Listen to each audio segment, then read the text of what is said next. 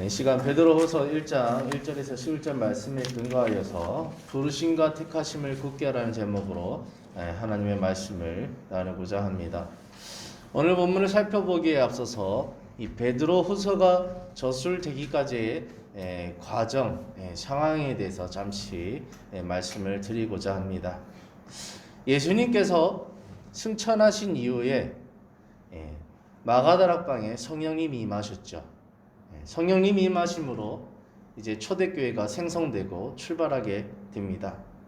그런데 이제 예루살렘에만 머물던 그 교회가 이제 박해를 받음으로써 성령님의 그 허락하심 가운데 강제적으로 이제 이 예루살렘에만 머무는 것이 아니라 예수님께서 명령하신 것처럼 예루살렘과 온 유대와 사마리아와 땅끝까지 퍼지는 이런 과정을 겪게 됩니다. 이로써 예수님의 명령대로 이 복음이 퍼져가는 과정 가운데 나가게 됩니다. 그 중에 이제 특별한 이야기가 이제 사도 바울의 이야기인데요. 그 중심의 한 인물을 성경은 소개하면서 주의 말씀이 계속해서 퍼져나가는 것을 우리에게 보고하게 됩니다. 그 기록이 사도행전에 자세히 기록되어 있죠. 그런데 이 지중해 연안에 이 사도 바울의 선교팀을 통해서 이제 많은 신생교회들이 태어나게 됩니다. 물론 성경에는 기록되어 있지 않지만 이 예루살렘에서 퍼진 주의 제자들을 통해서도 이 소아시아 지역 일대에 그리고 이 예루살렘과 유다와 온 이 지역 가운데 알게 모르게 많은 곳곳에 이제 주의 복음이 계속 들어가면서 이 책에는 소개되지 않지만 여러 교회들이 또 신생되는 초대교회들이 존재했습니다. 그래서 이 예수님께서 승천하신 후에 급작스러운 상황, 이 상황 속에서 많은 새로운 교회들이 태어나게 됐는데 문제는 신생교회들이었기 때문에 사실 이 교회가 어떻게 나아가야 된다는 정확한 방향, 또 정확한 이제 구조, 정확한 이제 규례, 시스템 이런 것들이 사실 이제 만들어가야 하는 상황 속에서 그들은 여러 가지 문제를 겪을 수밖에 없었습니다. 그런 신생교회라는 그런 약점 가운데 그들은 외부적으로나 내부적으로나 항상 어려움을 당했습니다. 이 외부적으로 어려움이라고 하면은 당시에 로마의 압제에 있었기 때문에 로마의 압제 속에서 이 기독교라는 이 예수 그리스도를 주로 믿는다는 그 이유 하나만으로 그들은 이제 박해 가운데 있게 됐던 것이죠. 또 하나는 기존 유대 공동체에서 벗어나서 그리스도의 공동체를 이루다 보니 이 기존 유대인들로부터의 박해 또한 있었던 것이죠. 그래서 이 로마의 박해와 유대인의 박해, 또 이거는 유대인들에게만 한정된 것이 이방인 그리스도인은 이 로마 당시에는 이제 길드 사회입니다. 그래서 이 길드에 속해서 생계를 유지해 나가는 사회였는데 예수를 믿음으로 말미암아 그 길드에서 쫓겨나게 되는 것이죠. 그래서 생계의 어려움 가운데 그들은 예수를 믿고 따랐던 것을 보게 되어집니다. 이런 신생교회들 외부적으로나 내부적으로 어려움 가운데 있고 이제 갓 출발하는 이런 상황 속에서 그들은 여러 가지 또한 문제를 만나게 되는데 이 내부적인 문제는 뭐냐면은 이 유대인끼리 모인 교회도 문제가 되지만은 사실 이방인과 유대인이 섞인 교회가 또 만들어지면서 이것 또한 문제가 됩니다. 그래서 이방인들에 대한 이 유대인의 경멸함, 같이 섞이기 싫어하는 그리고 유대인 중심의 이제 교회를 이끌어 가려고 하는 그런 모습들 속에서 또 서로 간에 교회 안에 어려움이 있는 것이죠. 또 이제 바울 서신을 살펴보면은 여러 가지 또 문제점이 등장하게 되죠. 구제에 대한 문제나 예배 장소에 대한 문제나 교회 안에 침투한 이 율법주의자들 또 할례주의자들에 대한 이 대처 문제나 그 다음에 은사에 대한 문제, 그 다음에 성도 간에 서로 송사하는 문제, 또 교회 안에 음행이 있는 문제, 그 다음에 침례에 대한 문제, 또 주의 만찬은 어떻게 할 것인가에 대한 문제, 우상의 제물에 대한 문제와 음식 문제, 그 다음에 연보에 대한 문제 등등 항상 이 문제가 끊임없이 이걸 어떻게 해야 되지? 라는 질문 속에서 그들은 내부적으로 또 어렵고 외부적으로도 어렵고 참 어려운 가운데도 그들은 신앙생활을 할 수밖에 없는 환경 가운데 처해 있었습니다. 이 같은 악조건 속에서 초대교회들은요 그래도 버텨서 앞으로 나갈 수 있는 이유가 딱 한 가지가 있었습니다. 그 이유가 뭐냐면은 주님께서 곧 오신다. 주님께서 곧 오신다. 그래서 이 교회라는 것, 이 신앙이라는 것, 주님만 붙든다는 것 참 어렵지만 먹고 살기도 어려운 그 가운데 오로지 딱 하나 붙들고 주님께서 금방 오실 것이다. 버티자. 이렇게 해서 버텨왔는데 근데 문제는 주님이 빨리 오시지 않았다라는 겁니다. 기다리다 버티다. 네. 그들은 이제 충격 가운데 나아갑니다. 뭐죠? 주님이 빨리 오시지 않는구나. 큰일이다. 빨리 오실 줄 알고 우리가 준비하고 버티고 어떻게 해왔는데 주님이 빨리 안 오시는 거구나. 뒤늦게 깨달은 것이죠. 그러면서 이제 파생되는 문제가 뭐냐면은 이 베드로 후서가 이제 저술되는 배경 가운데 그게 있는데요. 교회 안에 일부 사람들이 이제 예수님이 다시 온다는 사실에 대해서 회의를 느낀 겁니다. 그렇지 않습니까? 이제 양치기 소년 이 거짓말하듯이 저기 늑대가 온다. 속아서 확 갔습니다. 두 번째 늑대가 온다. 또 속아서 갔어요. 세 번째 늑대가 온다니까는 한두 번 속지 또 속냐고 안 가죠. 근데 진짜 늑대가 와버리죠. 이런 것처럼 주님이 오신다. 믿었어요. 근데 안 와요. 이게 길어지다 보니까는 사람들의 주의 성도들 마음 가운데 뭐가 있냐면은 안 온다. 주님 안 온다. 그런 거 없다. 이런 마음들이 이제 회의감 속에서 생겨나게 되는 거죠. 그래서 어떤 결론에 돌출하는 사람들이 생기냐면 절대 주님은 다시 않는다. 심판은 없다. 끝은 없다. 세상은 시작과 끝이 항상 변하지 않았고 앞으로도 영원히 변하지 않고 성경에서 말하는 또 주의 제자들이 말했던 마지막 심판은 없다. 주의 재림은 없다. 이렇게 믿는 부류가 생겨나게 됩니다. 그리고 그것을 자신들만 아는 게 아니라 이 교회 공동체 안에서 누가 마지막 때를 위해 준비해야 된다. 그래도 믿음으로 지면 옆에서 이렇게 툭 던지는 거죠. 마지막 때 없어. 그러니까 오늘 네 하고 싶은 대로 살아. 이런 부류가 생각하게 되는 거죠. 그래서 이 교회 안의 거짓 교사들, 그래서 그들이 주장하는 것은 마지막 때는 없고 하나님의 심판은 없기 때문에 오늘의 삶 가운데 우리가 정욕대로 우리 마음대로 살아가는 게 결코 문제가 되지 않는다라는 가르침을 교회 안에서 이제 퍼뜨리게 되는 것입니다. 그래서 이것이 이제 소문이 들고 이제 베드로의 귀에 들어간 거죠. 가슴이 철렁하는 거죠. 이러다가 교회가 병들겠구나. 내가 이것을 정리해서 그들로 하여금 깨우쳐야겠구나. 그래서 베드로가 이게 베드로 후서를 쓴 게 된 것입니다. 그래서 베드로 후서의 이 저설 목적에는 철저하게 이 세상은 하나님이 통치하시고 주관하시고 하나님이 역사하시고 그리고 하나님께서 분명 알파와 오메가가 되시기 때문에 처음과 나중이기 때문에 처음이 있었다면 반드시 끝이 있다.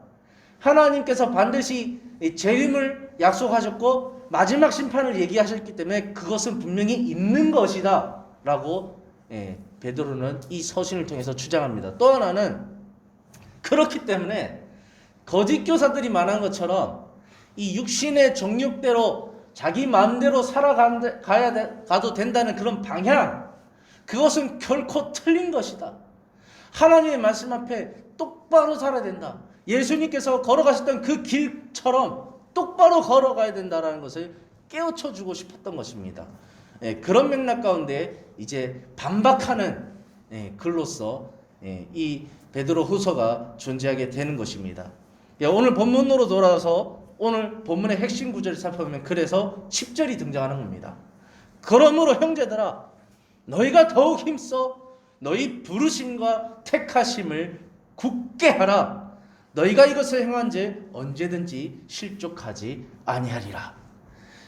베드로는 앞서 이 거짓 교사들이 주장했던 종말과 심판은 없다. 그러므로 막 살아도 된다. 이런 주장을 단 두 단어로 제압해 버리는 것입니다. 이 택하심이라는 단어를 먼저 살펴보면 이 택하심에 내포된 의미는 하나님께서 주권자가 되시고 온 세상의 통치자가 되시는데 그분이 구원을 선물로 주시기 위해서 주의 성도를 택하셨다. 그리고 그 택한 백성들을 교회 공동체로 묶어주셨다.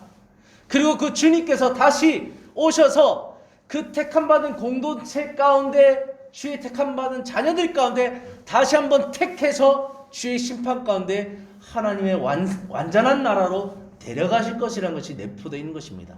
그래서 이 사복음서에도 예수님께서 비유로 설명하신 가운데 잔치를 베풀었는데 왕이 잔치를 베풀었는데 초청하였다. 택했다. 불러 모았다. 그리고 그 가운데 다시 택함 받은 그런 것들을 설명합니다. 그래서 청함을 받은 자는 많되 택함을 받은 자는 적다. 그래서 하나님께서는 이 세상 가운데 초청하여서 주의 자들을 택하여서 교회를 불렀는데 하나님은 교회를 심판으로 오시고 그 교회 가운데 다시 택해서 하나님의 완전한 나라로 입성하게 하신다. 그래서 너희가 택함이라는 단어를 분명히 알아야 된다. 지금 너희가 예수 그리스도의 십자가로 말미암아 택함 받았다고 해서 정욕대로 마음껏 살아간다면은 과연 마지막 그때에 너희가 택함 받을 수 있겠느냐? 하나님의 그 심판이 임했을 때 주의 보좌 앞에서 너희가 택함 받을 수 있겠느냐라는 질문이 내포되어 있는 것입니다. 그래서 세상은 변하지 않는다. 종말과 심판은 없다는 그런 거짓 가르침, 그리고 마음대로 살아야 된다는 그런 거짓 가르침이 이 택함이라는 단어 앞에서 정말로 힘이 없어지고 무력해질 수밖에 없는 것이죠. 또한 부르심도 마찬가지입니다. 이 부르심의 내포된 의미를 살펴보면은 하나님께서는 각 인생을 부르시는데 그 부르심에는 분명히 목적이 있다는 겁니다. 우리가 릭 워렌 목사님의 목적이 이끄는 삶 엄청나게 많이들 보고 듣고 공부하고 했지 않습니까? 분명히 하나님께서는 이 어둠 가운데 불러내어 어둠의 나라에서 하나님의 나라로 불러내어 그의 자녀 삼으신 이유는 목적이 있다는 겁니다. 그것은 바로 하나님의 영광을 위한 것이라는 것이죠. 그래서 이 하나님의 영광, 오늘 본문에는 이 덕이라는 부분도 있고 하나님의 영광이라는 부분인데 또 이런 부분이 있습니다. 뭐냐면은 신의 성품에 참여하게 하고자. 다시 하면 예수님께서 걸어가셨던 그 길처럼 하나님의 나라 확장, 복음의 사역, 그 다음에 하나님의 형상의 회복이라는 이런 맥락 속에서 성화의 삶을 살도록 주의 뜻 가운데 변화되도록 하나님께서 부르셨다라는 겁니다. 주의 뜻을 이루기 위해서 부르셨다라는 겁니다. 그 목적이 있는 것이죠. 근데 이 목적을 배제하고 너희가 자신의 정욕대로 살아간다면 과연 그것이 하나님의 부르심에 합당한 것인가? 그래서 이 택하심과 이 부르심이라는 이 두 단어를 쓰면서 너희가 굳게 하라는 것은 정신을 차리고 믿음 가운데 진리 가운데 바로 서야 한다. 이 거짓된 복음을 배척하고 똑바로 살아야 된다라고 강력하게 주장하는 것입니다. 우리가 어거스틴의 회심의 과정을 보면요, 육신의 정욕을 도모하지 말라 이 말에 큰 충격을 받고 그가 회심하거든요. 그렇습니다. 예수님께서 우리에게 복음을 주시고 구원을 주시고 정말 우리에게 소명을 주신 이유는 육신의 정욕대로 살라고 부르신 것이 아니고 사명을 주신 것이 아닙니다. 하나님의 뜻 가운데 하나님께서 이루실 일에 동참하여서 함께 하나님의 나라 사역을 확장해 나가게 해주는 거룩한 목적이 있는 것이죠. 이게 부재가 되니까 내 맘대로 내 정욕대로 살겠다는 그런 잘못된 생각을 하고 또 교회 안에서 그것을 가르치게 되는 모습을 볼 수 있는 것입니다. 그래서 베드로는 이런 미혹에서 너희가 돌아서야 된다라고 베드로 후서를 통해서 강력하게 주장하는 것이죠. 이것을 조금 더 구체적으로 제시하는 게 이제 3절부터 7절인데 3절 4절은 이제 하나님에 대해서 강력하게 이제 드러내는 부분입니다. 그래서 그의 신기한 능력으로, 여기서 그는 하나님입니다. 하나님의 신기한 능력으로 생명과 경건에 속한 모든 것을 우리에게 주셨으니 이는 자기의 영광과 덕으로서 우리를 부르신 이를 알므로 말미암아. 하나님께서 우리를 부르신인데 자기의 영광과 덕을 위해서 부르셨다. 그래서 우리는 왕같은 제사장이요 거룩한 나라여 그에 대해 소유된 백성이니 그의 아름다운 덕을 선전하게 하려 함이라. 그래서 주님의 덕됨, 그것을 선전하게 하려는 그런 영광과 덕 가운데 부르렀다는 겁니다. 그분이 바로 하나님이시라는 것을 강조하고 있는 것이죠. 4절에 이로써 보배롭고 지극히 큰 약속이 우리에게 주사 이 약속으로 말미암아 너희가 정욕 때문에 세상에서 썩어질 것을 피하여 신성한 성품에 참여하는 자가 되게 하려 하셨느니라. 하나님께서 부르신 것은 정욕대로 살게 하려고 부르는 게 아니라 하나님의 그 신성한 성품에 참여하는 자 되어서 썩어질 것에 문드러지지 않도록 하셨다라고 말하고 있는 것이죠. 정리를 하면 베드로는 하나님께서 우리를 부르셨다. 그리고 우리에게 구원을 약속하셨다. 그러므로 정욕에 물들지 말고 신성한 성품에 참여해야 된다. 이렇게 말하는 것입니다. 신성한 성품에 참여한다는 것은 곧 예수 그리스도를 닮아간다는 것, 하나님의 형상을 이룬다라는 것인데 이것을 구체적으로 우리가 우리 삶 가운데 어떻게 적용할 수 있을까? 그것을 이제 5절, 6절, 7절에 설명하는 것입니다. 그러므로 너희가 더욱 힘써 너희 믿음의 덕을, 덕의 지식을, 지식의 절제를, 절제의 인내를, 인내의 경건을, 경건의 형제의 우애를, 형제의 우애의 사랑을 다하라. 이게 뭐냐면요, 자라가라는 얘기입니다. 어떻게 자라가냐? 처음이 믿음이지 않습니까? 믿음은 물론 마음으로 믿어 의에 이르는 부분도 있지만 지식으로 받아들였기 때문에 믿어지는 부분도 있습니다. 그렇기 때문에 너희가 머리로 아는 그 믿음에서 벗어나서 행동하는 믿음으로 자라가야 된다는 겁니다. 그리고 단순히 하나님의 말씀을 머리에 놓고 살아가는 존재가 아니라 그것을 실천하여서 정말 사랑에 이르는, 하나님 사랑과 이웃 사랑을 이루는, 예수님께서 설명하신 그 최고한 법에 이르는 그 삶으로 너희가 자라가야 된다는 겁니다. 예수를 믿었다면 그 모습 속에서 하나님의 형상이 나타나야 되고 예수님의 성품이 보여야 되고 그 삶에 하나님 사랑과 이웃 사랑이 넘쳐야 된다는 겁니다. 그렇기 때문에 너희가 정욕대로 살고자 하는 것은 하나님 말씀과 정반대된 길이다 라고 극명하게 드러내는 것이죠. 제가 이제 신앙생활 하면서 참 안타까운 장면을 보는 게 뭐냐면요, 교회 안에 일부 성도들이 이런 맥락 가운데 있는 것을 보게 됩니다. 어떤 맥락이냐면, 나 예수님의 십자가를 믿어, 구원받았어, 땡, 나 할 거 없어. 자기 맘대로 살아갑니다. 나는 구원의 티켓을 얻었으니 내 맘대로 살아가야지. 사실 지금 베드로가 설명하는 이 거짓 교사들의 삶의 양식이요, 오늘날 우리 교회 안에서도 찾아볼 수 있는 양식입니다. 나는 예수님 십자가 믿어, 구원 티켓 따놓아서 땡, 나는 내 맘대로 살아야지. 우리가 그거를 좀 비꼬아서 썬데이 크리스찬이라고 하죠. 그냥 교회만 왔다 갔다 하지 하나님과 전혀 상관없는 사람들. 그래서 옛적에 있었던 것이 항상 오늘날 있듯이 항상 이 공술의 공수업, 세상은 반복되듯이 해 아래 새 것이 없다듯이 항상 이때 있었던 신앙의 양상이요, 요때만 있었던 것이 아닙니다. 오늘날 우리 삶 가운데도 계속해서 있는 것이죠. 그래서 우리는 이런 잘못된 신앙의 양상을 항상 주의해야 됩니다.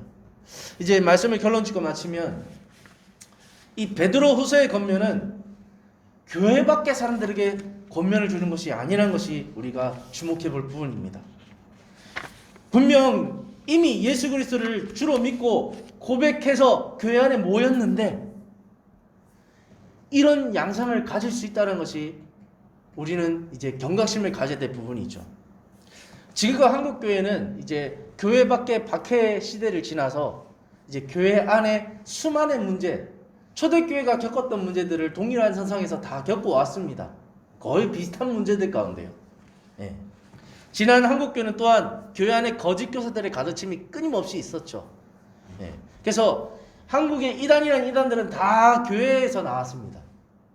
하나님의 말씀을 다 이제 차용해서 그것을 잘못 바꾸어서 자신들의 입맛에 맞게 설정을 해서 단체를 설립하면서 이단으로 다 퍼져나갔죠. 그래서 이단이라는 이단들을 교회 안에서 이미 다 겪어봤습니다. 그래서 이런 이 역사적 경험이 초대교회만 있었던 것이 아니라 우리 한국교회도 동일하게 있었다. 그 맥락 가운데 우리 행복한교회도 분명히 그런 맥락 가운데 다 겪어왔다라고 생각될 수 있습니다.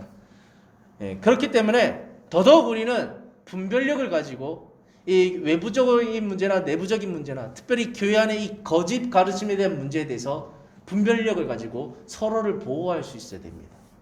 뿐만 아니라 베드로후서가 우리에게 권면한 것 같이 나 자신 스스로가 혹여나 이런 잘못된 미혹에 빠져서 정욕을 추구하며 말씀과 전혀 상관없는 방탕한 삶에서 돌아서야 됩니다. 그리고 교회 안과 밖에 삶이 다른 외식에서 벗어나야 하겠죠. 또한 예수님을 닮아가는 성화의 삶을 살지 않는 오류에서도 수정되어야 됩니다. 그리고 마지막으로 궁극적인 심판이 있음을 알고 그 마지막 때를 정결한 신부로서 준비되어야 하는 그런 모습들, 또 마지막 때에 대한 소망, 주의 재림을 꿈꾸는 이런 모습들을 분명히 가져야 될 것입니다. 교회 안에 만약 이것을 잃어버리면요, 그냥 종교생활하는 겁니다. 종교생활. 그래서 베드로후서는 우리가 정말로 하나님 앞에서 택하심을 받고 부르심을 받는 것이 얼마나 크고 위대한 것인지를, 그 가치를 깨달아서 우리가 직접 변화되기를, 그 당시에 성도들이 변화되기를 이렇게 추구했던 것입니다. 현재 많은 사람들이 코로나19라는 위기 가운데 참 핑계가 좋습니다. 많은 핑계가 있죠. 근데 성경적이지 않은 신앙생활을 합리화하며 주장하며 스스로 미혹되어서 잘못된 방향으로 나가는 현상을 우리는 또 일부 목도하게 됩니다. 뭐죠? 무교회주의. 이제는 교회는 필요 없다. 이제 사람과 사람은 이제 혐오, 바이러스이기 때문에 만나서는 안 된다. 이제 나 개인만 하나님 잘 섬기면 된다. 교회가 필요 없는, 공동체가 필요 없다는 양상까지 보이고 있습니다. 과연 성경적인가요? 하나님은 주의 성도들을 묶으시는 여러 가지 복합적인 이유가 있습니다. 그 중에 가장 큰 이유 하나는, 먼저는 복음 전파고, 두 번째는 오늘 본문의 말씀에 나오는 성화입니다. 성화. 철이 철을 날카롭게 한다고 연약한 사람끼리 만나야지만 분명히 자신의 허물과 연약함과 민낯이 드러나고 그 가운데 서로 이제 부닥치면서 하나님의 사랑이 얼마나 위대한지를 배워가면서 예수님의 그 성품에 닮아가기 위해서 몸부림치는 과정을 겪게 됩니다. 그래야만 성장이 있는 것이죠. 혼자만 있으면 어떻게 성장이 있겠습니까? 어떻게 성화가 있겠습니까? 어떻게 하나님의 나라 확장에 동참이 있겠습니까? 이런 잘못된 신앙생활이 이 코로나19 가운데 계속 퍼져나가고 있습니다. 암덩어리처럼요. 또 하나는 뭡니까? 가나안 교회. 그래서 교회 안 나가고 다 인터넷 방송 보고 TV 보고 예배드리는, 이제는 그런 시대다. 이제 건물에 와서 예배드리는 시대는 끝났다. 나는 그냥 내 죽을 때까지 그냥 인터넷 예배만 드리겠다라는 이 가난한 성도들의 잘못된 선택들이 이제 일반화적으로, 그래서 더 이상 기존 교회들을 오지 않으려는 이런 모습들이 생겨나게 됩니다. 이 코로나19라는 위기 가운데 동일하게 위기는 항상 잘못된 방향도 났습니다. 좋은 방향도 났지만, 그래서 많은 이 신앙의 이탈자들이 지금 발생하고 있는 가운데 있습니다. 그래서 이런 시대 흐름 속에서 우리는 잘못된 것에 미혹되지 말아야 되고, 과연 오늘 베드로가 주장하는 것처럼 하나님께서 왜 나를 택하셨는가? 왜 나를 부르셨는가? 그럼 나는 그분의 그 택하심과 부름 앞에 어떻게 살아가야 되는가? 어떻게 그것을 감당하게 해야 되는가? 그리고 하나님의 그 심판대 앞에 설 때에 주님께서 날 부르신 목적에 맞게 과연 열매를 올려드릴 수 있는 삶을 살 수 있는가라는 그런 고민 가운데 바른 방향으로 분명히 나가야 될 것입니다. 사랑하는 성도 여러분, 시대 흐름 속에 미혹당하지 마시고 하나님 말씀 진리 가운데 서서 더욱더 부르심과 택하심을 굳게 하며 주님 앞에 정말로 신의 성품에 참여하는 자 되어서 더욱더 하나님의 나라 복음을 전파하고 확장하며 또 교회를 세우며 나 자신 스스로도 참된 그리스도인으로서 설 수 있는 귀중한 시간들이 되기를 간절히 소원합니다. 그래서 이 기도하실 때에 혹여 연약한 믿음을 보이고 잘못된 방향으로 나아가는 주의 권속들이 보인다면 함께 중보하는 시간 되었으면 좋겠습니다. 기도하겠습니다.